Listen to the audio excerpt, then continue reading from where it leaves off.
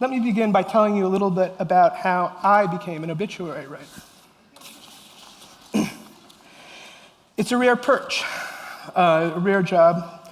People often ask me, why obituaries? Why dead people? And the answer, in short, is the 9/11 attacks on the World Trade Center and my proximity to them, because I was in the South Tower that morning. I was already an amateur obituarist. I produced Goodbye, the Journal of Contemporary Obituaries, which was a zine, a paper zine, and then created a minor sensation back in the early days of the World Wide Web. I'd started in journalism several years before, in the mid-'80s, working at the now-defunct Patterson News in New Jersey. Like many newcomers, the first thing I did was write obits, routine items submitted by funeral homes. And my editor, who was a real hard-ass, his main advice was, don't get creative. But I was bored, so I got creative. And I killed several of my friends by making up fictional obits from fictional funeral homes and putting them in the paper under their real names. The nights were long. And then I mailed each victim his obit. It really was a popular stunt, but I never got caught. You know, it was good times, it was great. But I quit journalism for a while after that. I wasn't really cut out for it at that point.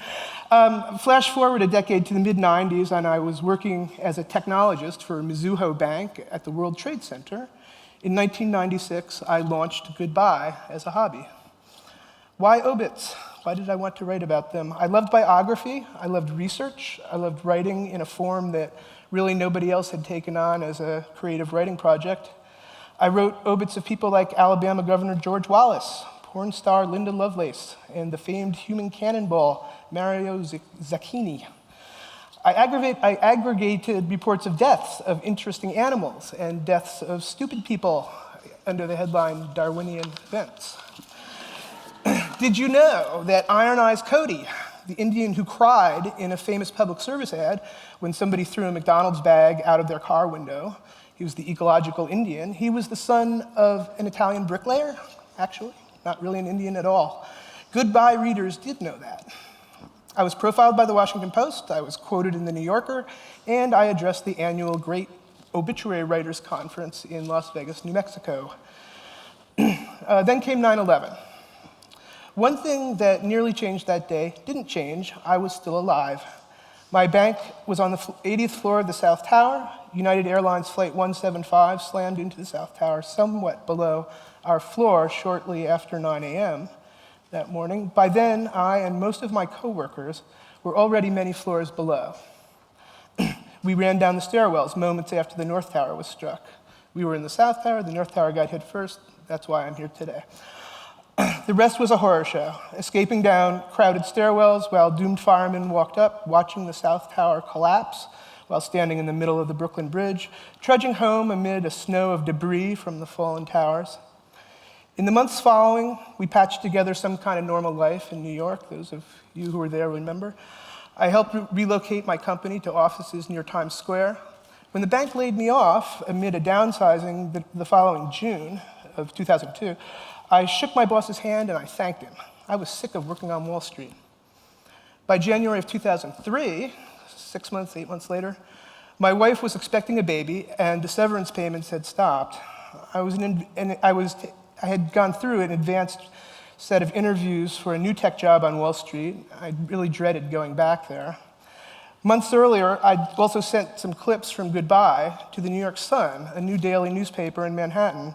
Perhaps I could sell them some freelance obits? On January 7th of 2003, my wife and I were having lunch at a diner in Brooklyn Heights when her water broke. We rushed home to grab the bag she'd packed weeks earlier, and the phone rang. It was Ira Stoll, the Sun's managing editor. He wanted to talk about a job writing obits. You called at the worst possible time, I told him.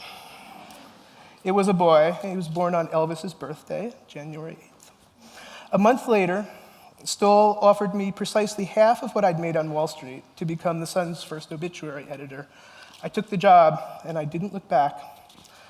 Fast forward once more to 2007, when I was interviewing for an obituary writer position, the first one they'd ever had at the Wall Street Journal. The first question was from the paper's international news editor, Marcus Broccoli. So, still making things up?